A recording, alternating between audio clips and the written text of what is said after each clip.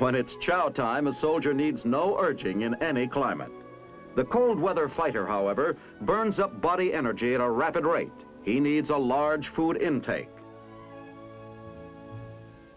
In addition to well-balanced meals, which the body requires in any climate, the man in the Arctic needs large quantities of heat-producing foods, sugars, starches, and fats.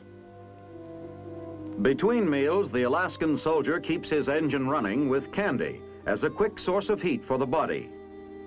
With knowledge of how to protect himself, the Arctic soldier can not only survive in the coldest extreme, but he can keep healthy and strong and be an efficient member of his organization.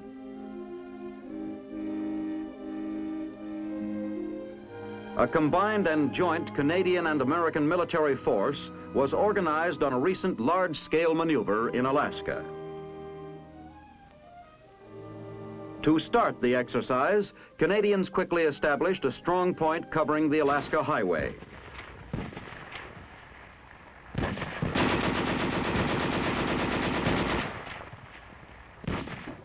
The Royal Canadian Air Force struck at aggressor installations and movements along the highway.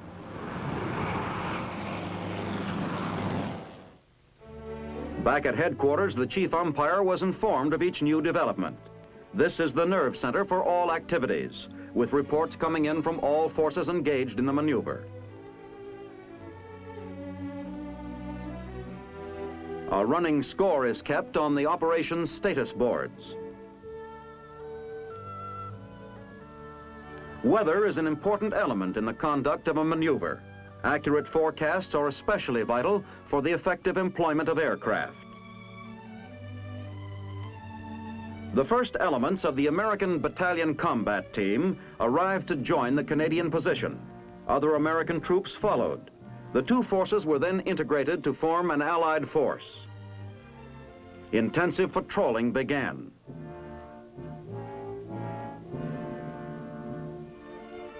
Prisoners were brought in for interrogation. As much as possible was learned about the disposition of the aggressor forces. On the evening of D+4, the combined assault on the aggressor position began, with repeated strafing and dive bombing attacks, and at the same time, a concentrated artillery barrage from Allied gun positions.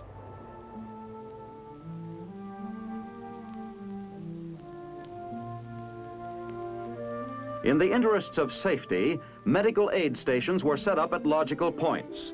Certain casualties in off-the-road areas were designated by the umpires to be evacuated by the medics.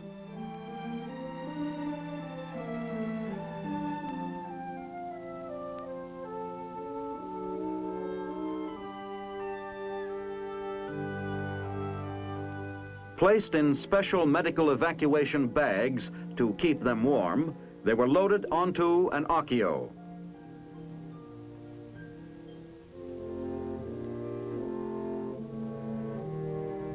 Then towed over the snow to a waiting penguin or weasel.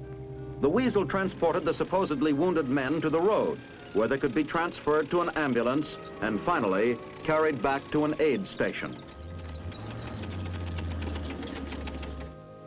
On the afternoon of D+6, a major attack was launched across the ice.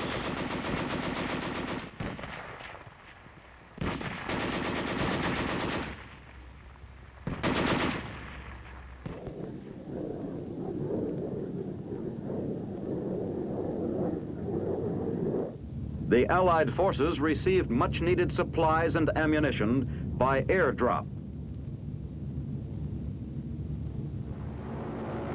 A company of Canadian Light Infantry was parachuted onto the ice on the aggressor's other flank. Getting free of their harness as fast as possible, they dashed for cover and began to reform. In a short time, they were moving in on the aggressor. With the paratroopers attacking his flank and our main force converging on his front, the aggressor position was doomed. On the morning of D+10, the maneuver was officially completed.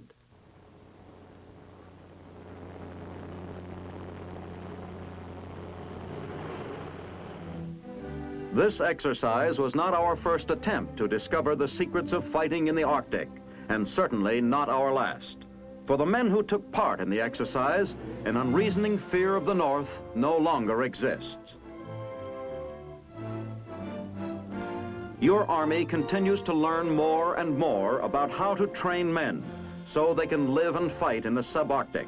In Alaska, as everywhere, American soldiers will always be the world's best prepared fighting men.